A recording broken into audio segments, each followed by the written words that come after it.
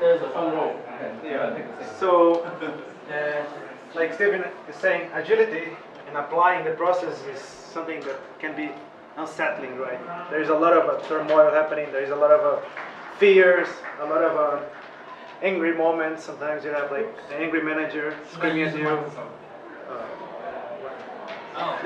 Okay. Is that my voice? No. Okay. Okay. Hi everyone. Good morning. What?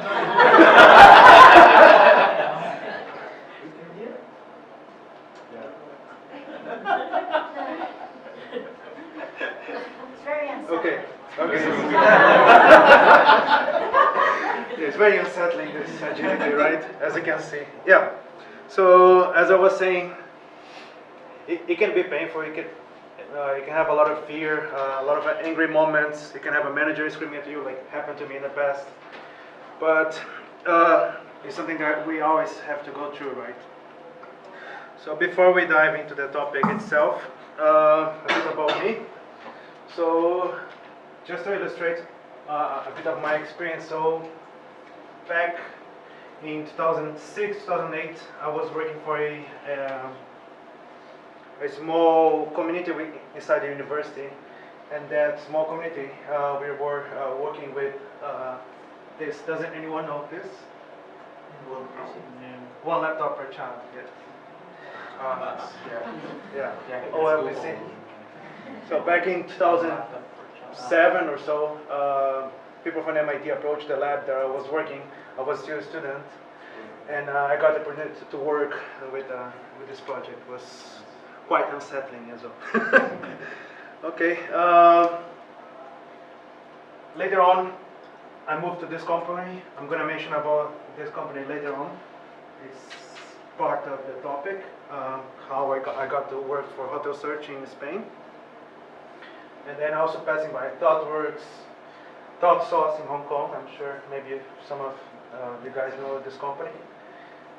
First Code Academy, teaching kids how to program. So quite varied experience, right? And currently working for Y Innovation and one of the sponsors here.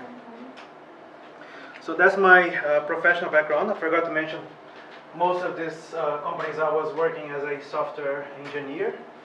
So I have hands-on practice actually building software, right? As well, managing, writing user stories. So I have some experience. But the topic today is something that I just recently came to learn about, and I found out, oh, this is really cool. I should be sharing this. So that's why I'm here today, right? What's the company name of the logo with the light bulb? ThoughtSauce. Yeah, Sauce. It's a company here in Hong Kong. Actually, it's created by former ThoughtWorks people. Okay. They used to work for ThoughtWorks office in Hong Kong. So when they shut down, they created this company. So same philosophy, but just small. Okay. So ThoughtWorks used to be in Hong Kong, but they exited and then they created this other company? Some of the people, yes. Not everyone, yeah. But there's no difference in terms of practices or very similar practices? Well, there is difference because it's not the same company, oh, but yeah. So they try to build the same culture with a small set of people here. Of course, it didn't last. Okay, we can talk about that. My experience. Oh yeah. Outside the room. Yeah. Okay, because the talk is only about me. But again, another slide about me. So this is myself outside the professional context. I play ice hockey. Recently, I'm also doing trail running, right? And if you search this on Google, this is going to be only me, Zukunftsalik. Right, that's a German word. I'm not from Germany, by the way, I'm from Brazil. Right? So that's me. So before we start, let's get some terminology in place. So here we're going to be talking about liminality, right? And can you see this picture?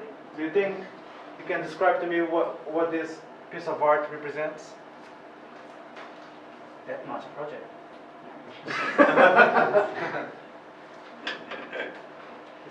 It's a bit too bright, yeah. But essentially, what is this scene here is representing the limbo. So like a state in between, let's say, hell and heaven. So you see, you have some signs of hope here, but you have like a skeleton. So this is the limbo. So liminality represents the space in between something, right?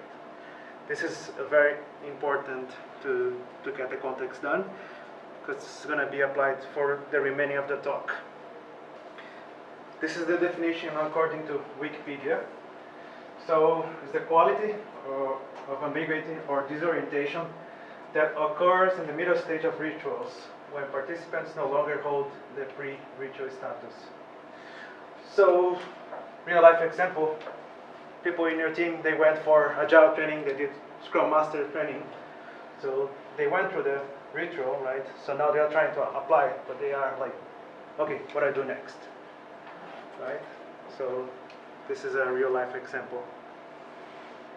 Together with liminality, we have the concept of liminal thinking. It's a process that you can apply to introduce change when you are in this state, or you know people that are in this state, teams that are in this state. So have you ever had like a moment in your life, let's say if you're a smoker, at some point you just stop and thought, okay, I should be stopping smoking, right? This is really not good, it's affecting my life. So when you have this like moment, some people call it like the aha moment, you are actually stopping and applying liminal thinking, right? So, as I said earlier, I just found out about, just like a few months ago, I was reading about liminal thinking. So that puts me in this context. I have some idea, but actually I'm also a beginner, right? But I'm here to share what I've been learning so far. And this, I can tell it works not only in work environments, but also in your personal life. So you can apply and test with your family, your friends, which I have been doing. Right, so close the parentheses. So now we start. Take the role of a coach, for example. This role by nature is a liminal role. It works in between states, right? So you're part of the team, but at the same time, you're not part of the team. Can you think of any other roles like a coach that people do nowadays? Any consultancy work? A consultant, yeah. Any others? Teacher. Teacher is part of the class, but at the same time also not part of the class, right? And there is another one which are like psychologists and therapists. They are not actually your friends or family, but you can get very close to them even though they are not part of your circle, right? So those roles, they work in the state in between hell and heaven, right? So, as expected, those roles, they are associated with growth and change, right? So they work in the between state. So during my reading, I saw this can be translated to some kind of agility to enable this kind of action. So this is actually the main topic for today. We're going to be talking about beliefs, right? So it's one of the most important concepts I have been reading about. So over the course of the next slides, I'm going to share how beliefs, they shape everything, and I'm going to try to put my own examples from my learnings. Right? So in this talk, we're going to have a lot of homework. Right? So maybe a few of them we can do here, but some of them you can do at home. And for, let's say, the best answer voted by all of you, you're going to win this book, right? Coaching Agile Teams. So I will choose which homework we're going to explore together. So in this case, the homework is to think of something in your life that you think it's never going to change, right? Pass? The past, that's a funny answer. So, in my case, like for me, doing mental math, like let's say you are summing things together just using your mind, I can never get that done properly. So I don't think I can get it done. So, what kind of person, what kind of change do I need to do in order to like be able to do mental math? Homework. So, first thing, beliefs are models that we create. Is anyone familiar with this picture? Have you seen this story before? Yes? No? Okay, quite a few. Yeah, so this comes from the, I think, Indian history. At some point, a king, he called some blind men to touch an elephant, and each of those blind men, they were touching different parts of the elephant, right? So this one was touching the tail, and he was saying, oh, this looks like a rope. This one was touching the belly, and he's saying, oh, this is a wall. This one is touching the ear. Oh, it looks like a leaf, a big leaf. Someone is touching the tusk. It could be like a pipe, right? So essentially, they are touching parts separately of the elephant, and they cannot see. They can only touch. So they have a different experience. So for them, for this guy here, the elephant is just feeling like a rope, whereas for this guy, it feels like a pipe by touching the tusk. So in this tale, no one actually considered walking around the elephant, right? So we have here, because we can see it's an elephant, so we have one reality, but we had six different, completely different experience, right? And sometimes, even when you can see using your eyes, you cannot really see everything. And I'm going to explain why later. So that's an elephant, like you can see, right? So having the idea of the elephant is not the same as having the elephant on your mind, right, inside your head. We tend to confuse ideas with reality. We tend to confuse beliefs with reality all the time. Because actually, a belief is something that you created. Also, we're going to see later.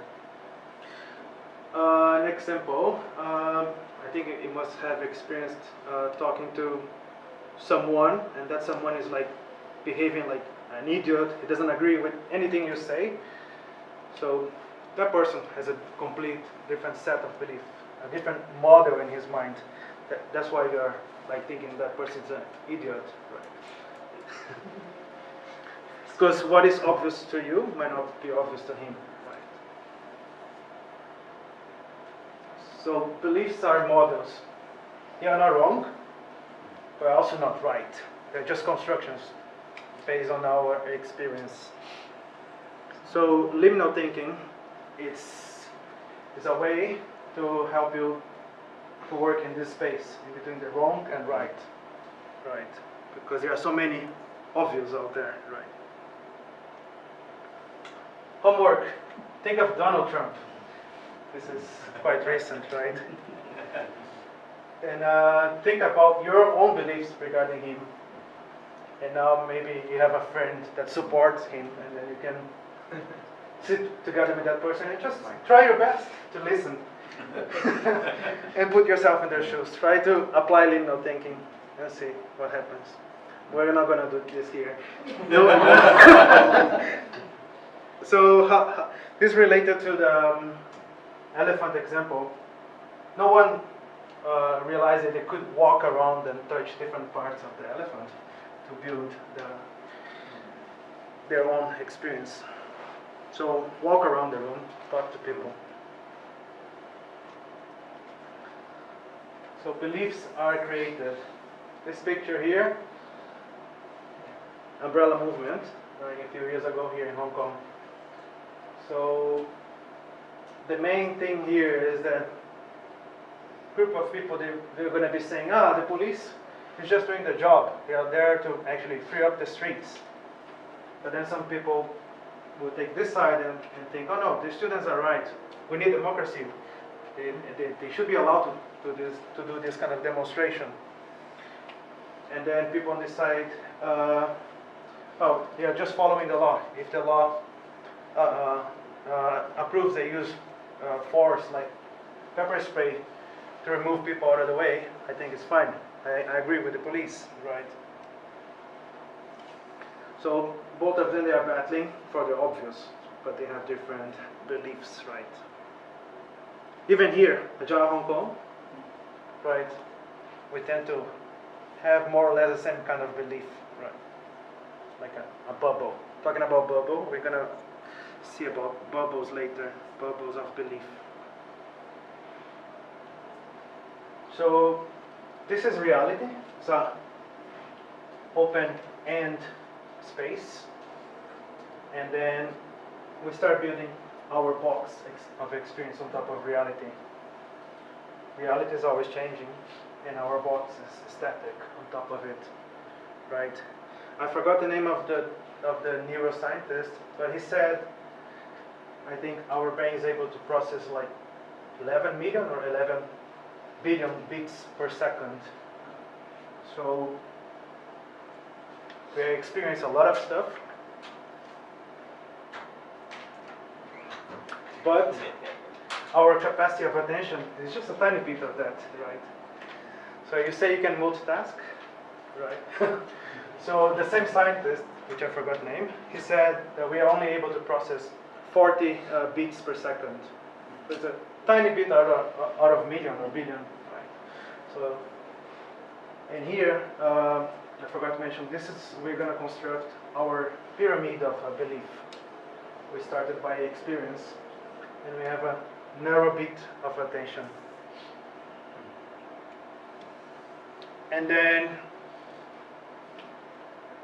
with only this line here, we start building theories and judgments on top of what we experience, right?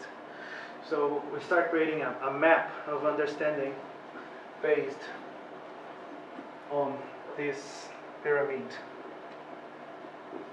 So most of this building of experience and judgment and theory and beliefs, they happen when you're still a child, but they still happen nowadays even though you're a grown-up person. So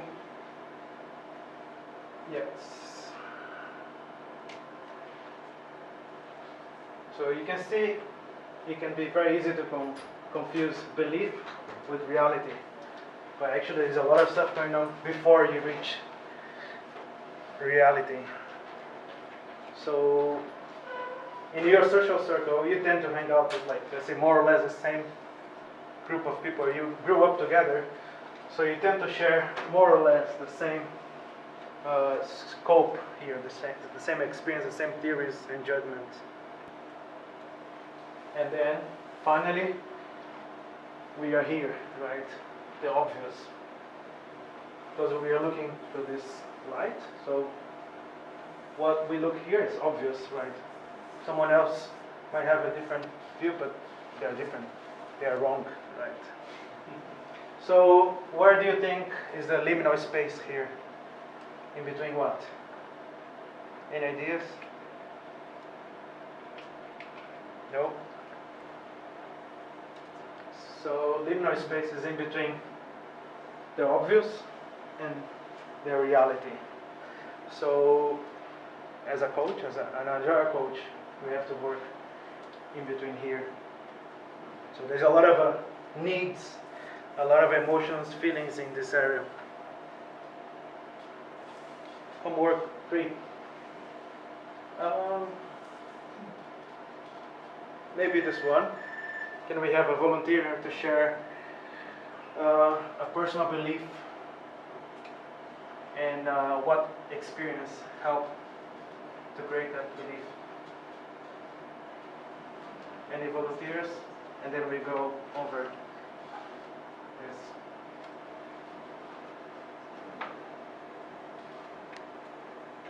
No, so I'm gonna appoint someone later. We still have more homework, don't worry. So I mentioned about maps earlier. So beliefs, they help us create maps for navigating life. So let's say you go to Starbucks, right?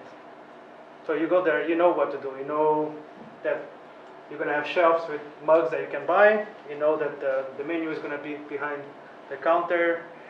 You know that you have to choose a size for the coffee, right? So we have a map of understanding when you go to Starbucks, and those maps, they are shared. Does anyone know which animal is this? No? It's a capybara. It's typical from my home state in Brazil. Okay, so this is a picture of an angry cat. Why? Because I used to have a lot of cats. So we used to live in a big house. My family lives in a big house in Brazil, so a lot of space. We had all sorts of animals, including cats, dogs, little monkeys, birds, ducks, everything that you can think of. So, but we had this specific cat. This is not the real cat, by the way. It was like, maybe I was around mid 90s, right? Maybe 95, 96. So I found this little cat on the street, and I thought, oh, it's so cute, I'll bring it home. Like one more to the collection. Right, so it was fun playing with the cat and everything. And then it was Christmas evening, I think. Yeah, we were like getting together for the party, so we thought, okay, we buy something special for each of our pets. So we bought like better food, bones for the dogs, like those ones they can chew, right? So for the cat, I think we bought fish, right? And then in the evening, what happened? For this cat, we gave a piece of fish, and then he started behaving really aggressive, like rah, rah, protecting the fish. And then me, as an innocent person, I went there and tried to hug the cat. Oh no, it's okay, everything's gonna be alright. And the cat whoosh, started attacking my hands and scratched all over, right? So, what happened there? Why was the cat angry? He had a different belief, right? Something was going on his mind. And as I mentioned, I picked up the cat from the streets. I don't know what the cat experienced in the past. So something must have happened, right? So to understand that, there is a little recipe to understand the beliefs. So here, when there is a need, we find one of our beliefs, and inside those beliefs we have a set of actions, and then we apply the action, and then we get the result, right? So example, when you're hungry and you walk around the city, you tend to know what kind of place have food, like restaurants, you know, the supermarket as well also have food, 7-Eleven. Another context, when you're hungry, when you have a need, but you don't have money, right? So you're reducing your set of actions, so you go to cheaper places.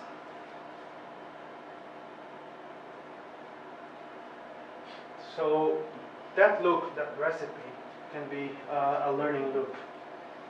So we have actions which bring results, which feeds back to our needs. Why I mention this? Because this causes behavior, the way we behave. Back to the angry cat. So I tried to think back and apply the learning path for the cat, and I failed, right? So when I was reading about liminal thinking, I understood that one of the actions I was taking back then, my family, actually my mom or my grandmom, they would go and punish the cat, right? They would go and slap the cat. They say, don't do that again, expecting that the cat would learn, right? But it didn't help. Why? Because during my readings, I understood that it was actually a doom loop. Right? You punish the cat protects even more the food, and then becomes even more problematic, and this is a loop. Every time you punish, you build up more of a problem cat. Right? So how to change that? Only if I knew this back then, we should have created a delight loop. So, by giving a reward to the cat, spending quality time with the cat, the good cat, he learns the new behavior. Right?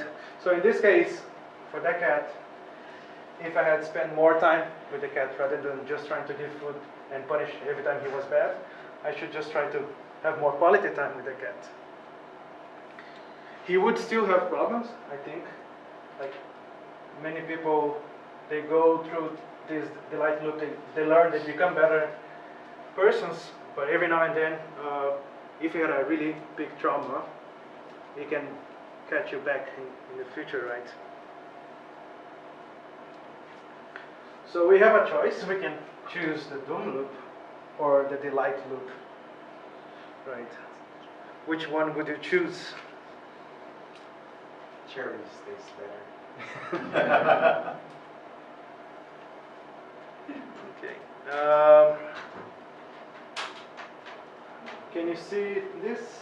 This is a kid, and he's playing crazy in the supermarket, right? Who here is a parent? Here, many. So I'm not sure if you experienced this kind of situation with your kids in the supermarket. So what did you do? You don't need to answer. So you could punish or Just buying Doritos. yes, but then if you give him Doritos, what happens next?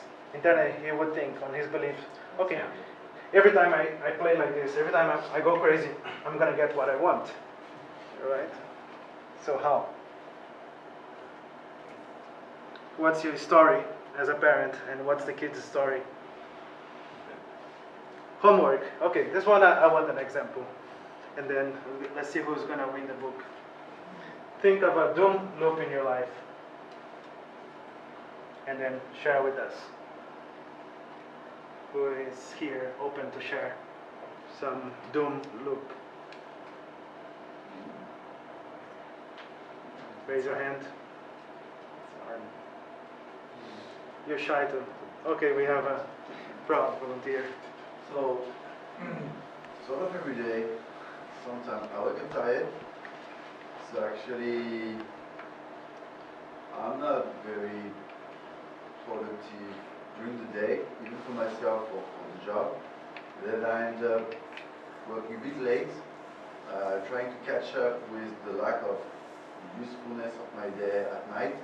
So I end up, and maybe sometimes I catch up being productive at like midnight.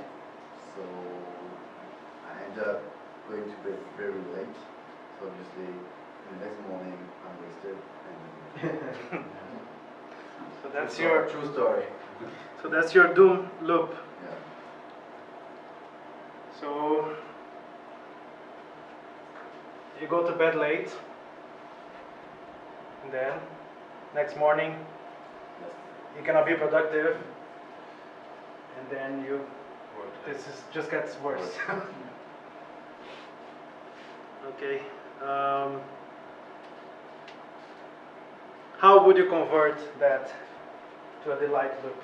What could you do differently? Something that you actually can do. So the few I found, I just say I found the solution is I stop coffee, so I can't work late actually. I really pass out at night, so I'm being beaten by the sleep. It's not exactly delightful, but suddenly I sleep. Yeah. I give up on my productivity for the day or something, or I'll find a book, so at least it's the kind of thing that makes me think I'm busy, but I can fall asleep in the book and not on the computer. So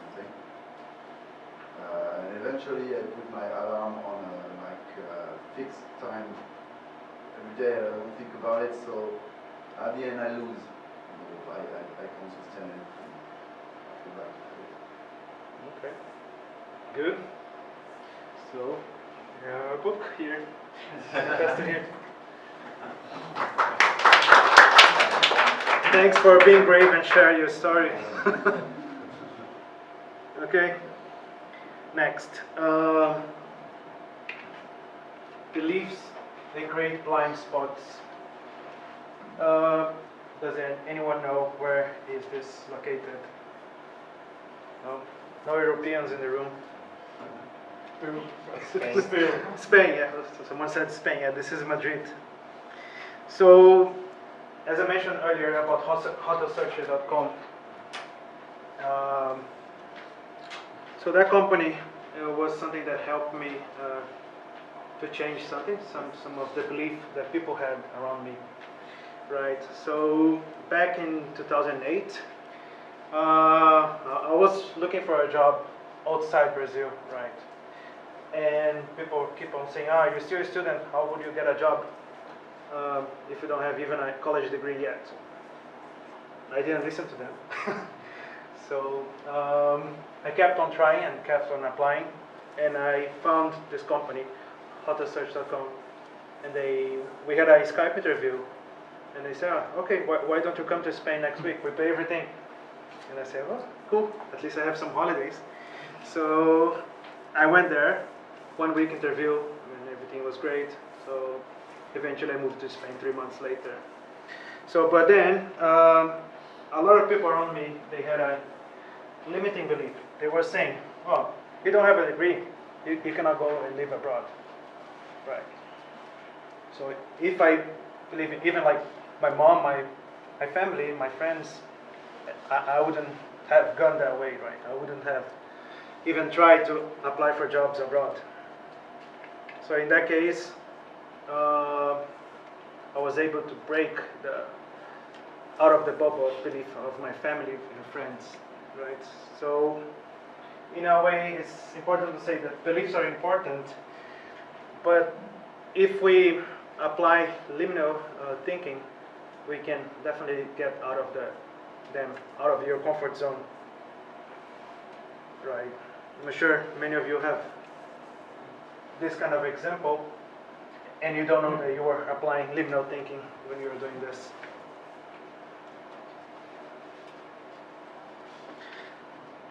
Another homework.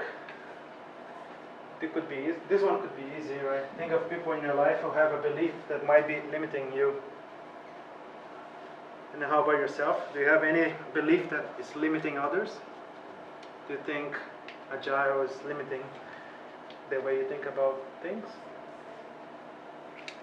Open question. So, also beliefs, they defend themselves.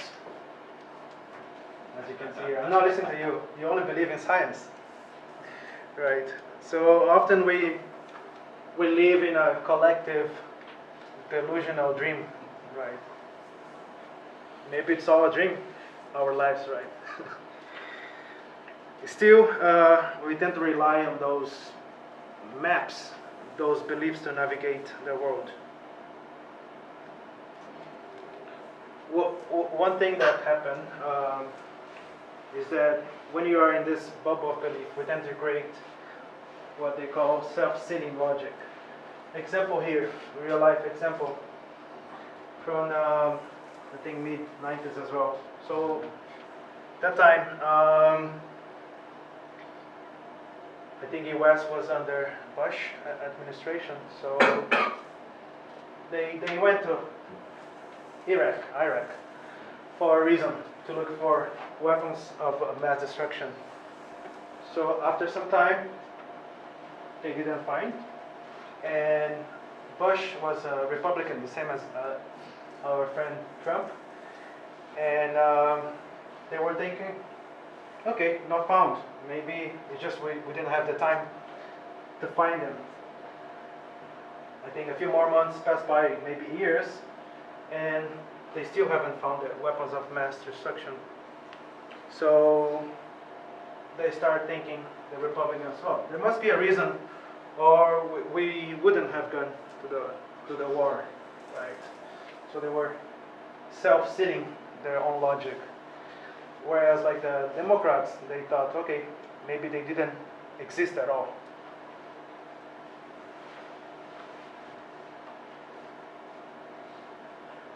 So here's the bubble of belief. You can be just yourself, or you can be in a group. Like members maybe of a more fundamentalist church. They're all in a big bubble, right? And this is pretty much like a snow globe. If you shake it, it causes a lot of noise, right? And the way it goes back to state, they apply the self-seating logic. They keep telling to themselves what the things they believe, and they ignore what's outside, what's causing the noise. An example of real life here. When you start applying Agile, right, you're shaking the snow globe of maybe a few teams. So, I'm not saying this is a bad thing to have, a bubble of belief. We use those things to navigate, as I mentioned earlier. But we have to be careful because they get out of sync with the reality very fast.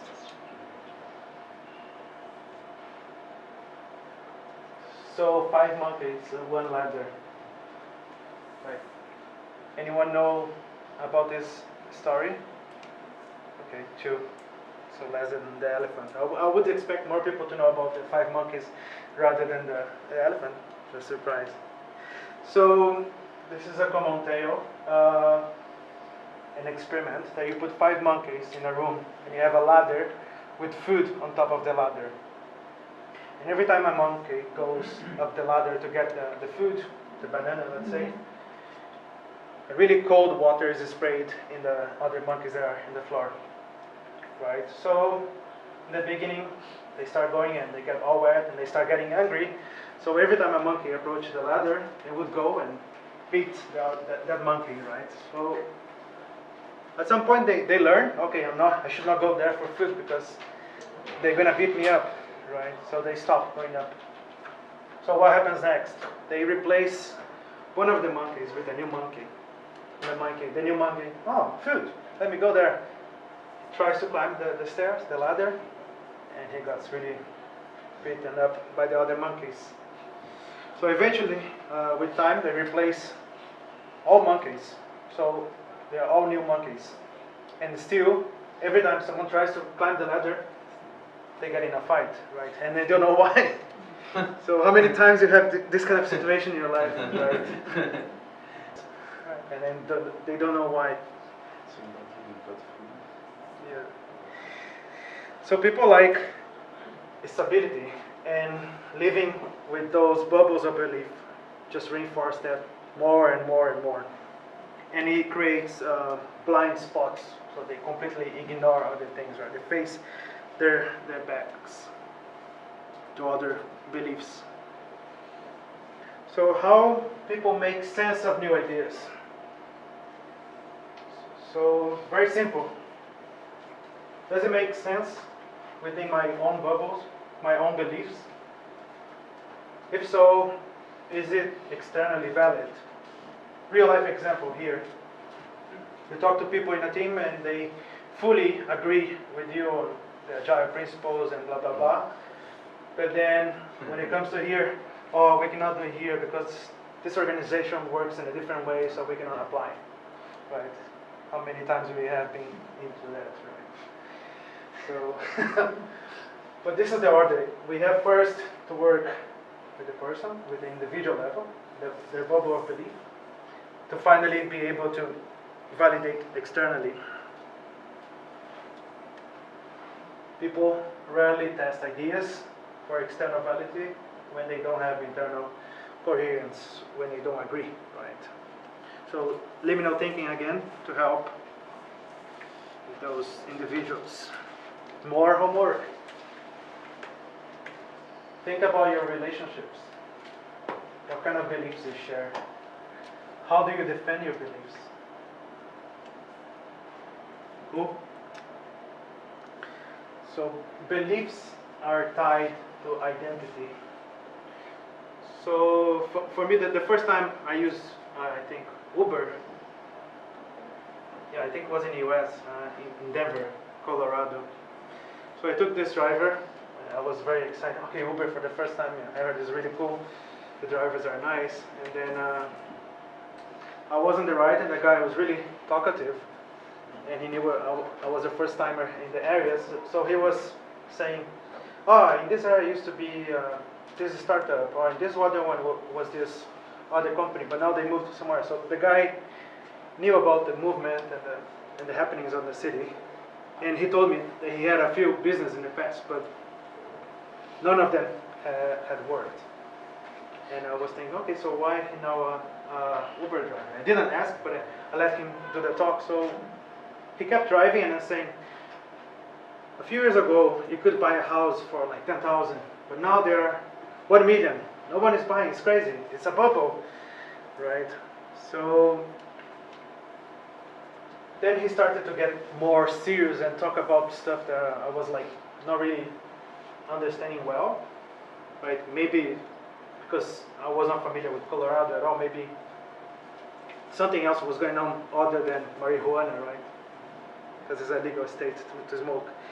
So for him, on his mind, everything was going to hell, right? So I couldn't figure out what was his actual belief, why he was so pessimistic about the future, about everything.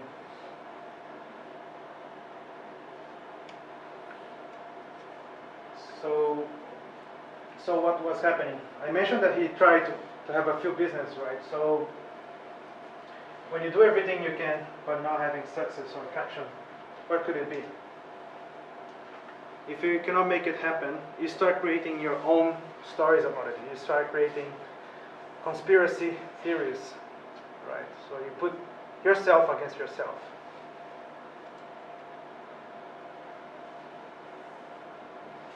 So he put that in a way that the governing belief was actually, his own governing belief was putting himself against himself. So he wouldn't be able to succeed unless he breaks out of that belief that everything is going to hell. It was part of his identity.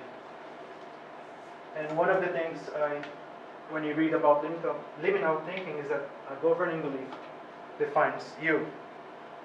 You can change them, but if you want to change this kind of belief, you're going to change yourself. You're going to be a different person. Right? So psychologists and therapists, they work in this area. They go very deep on your beliefs, right? And that can be painful, scary. Homework. This one is difficult, so I will let you do it on your own at home. Okay, so a lot of information. What to do about this? So assume that you are not objective. If you're part of the system that you want to change, you're part of the problem. Right. Example. A manager that is always open for feedback, and you go there and say things, but then he starts start getting angry at you, right? So you're part of the problem, right? Empty your cup, meaning try let it go, the things you learn. Try to be completely open to new ideas, right? Stop, look around, listen. Create safe space. So this is something I've been doing lately. So I work with different teams. So, and I have this area that I created where I have like some candies, some sweets, some food, drinks, and then people can come and talk with me. It's like a therapy room, right? So a real safe space. triangulate and validate. So as a coach, we have to walk around and talk to everyone in the team, like testers, developers, project managers. So we have to triangulate and validate the assumptions we have from all points of view. As I said, ask questions and make connections goes together with the validation. And this is one of my favorite parts. Disrupt the routines. So if they say it's not possible, try and make something happen, something different. Why? So you create new possibilities when you disrupt the routine. Act as in the here and now. So at least try the new beliefs that you want to put in place. If you want to try Agile, try it. And you have to really apply liminal thinking in this case, because sometimes you don't believe, let's say, in Agile, but you have to at least try hard. And if it works, do more of it. So how do we share our beliefs? We share with stories. So don't just come and say, okay, 80% of the companies that apply Agile, they are 90% more productive. Facts don't mean much for this kind of situation. Tell your own story. How did you achieve something? And finally, evolve yourself. Be an agent of change. Everyone can learn, but liminal thinking is not easy. Or you can also bring a coach like me or some other colleagues to work with you. Do you know this? Who is this? Doctor Strange. Doctor Strange, right? So he was quite arrogant, right? And he went to Kathmandu and was able to change his governing belief, right? So be like him. Other than that, that's it. Thank you.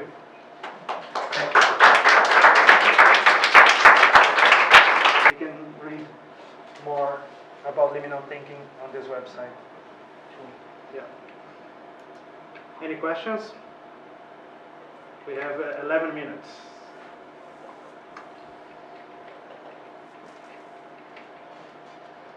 No questions? Yeah. So, could you share an example of some governing belief that you had and that changed through this process? Myself, I don't think I have changed any of my governing beliefs. I haven't gone that deep, but I changed other beliefs. Right. Like one of them, for instance, like coming to Hong Kong, one of my beliefs was like to party hard, drink a lot. When I came to Hong Kong, I found that nightlife here is boring, so I had to change my belief about going out. So eventually I just stopped going out that much. Yeah. But governing belief, I don't have an example. Yeah. Is there any tool or trick you could use to help others to change their belief, especially when they're, don't want to change? Well, there is no like online tool that you can use. What you can do is first learn about liminal thinking, and then I think like the book I just gave away is a good one to really start understanding what kind of questions you should be asking in order to work in the liminal space. But there is no, like I would say, a tool that you can apply.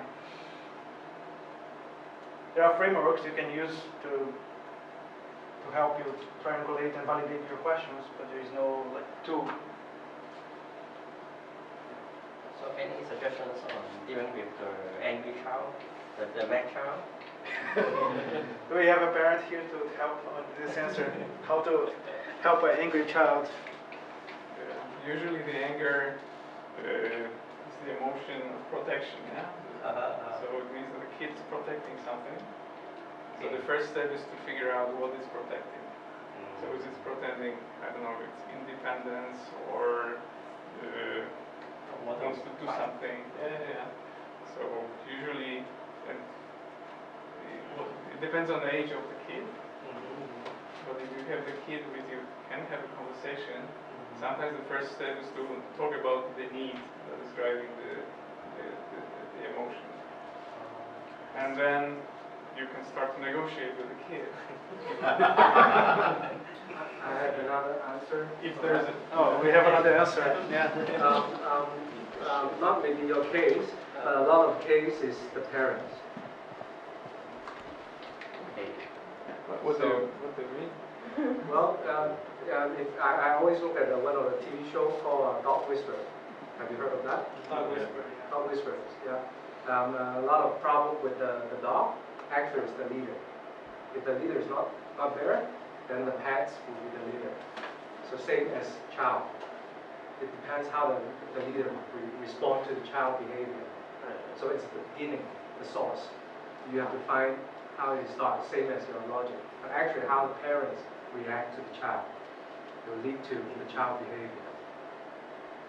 So you need to have a leader to step up to change. There are a lot of loops. Just be careful. It's not like the leader is wrong or the kid is right. There's no wrong or right.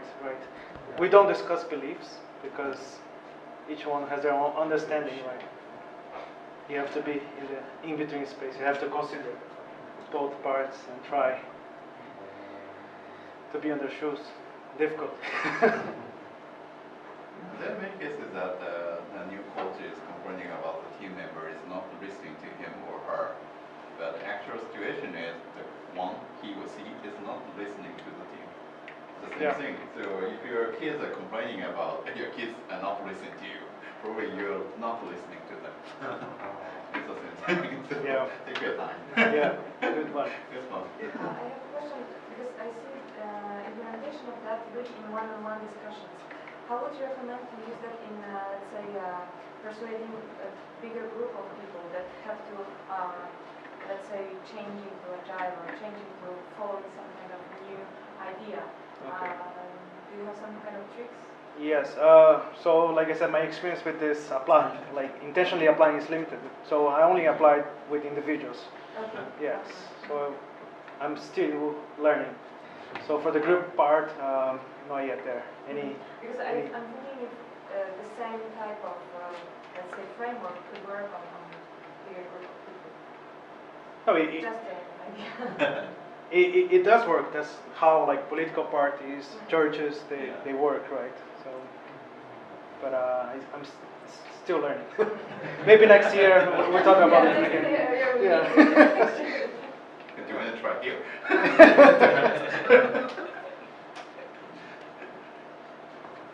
Okay. So thank you.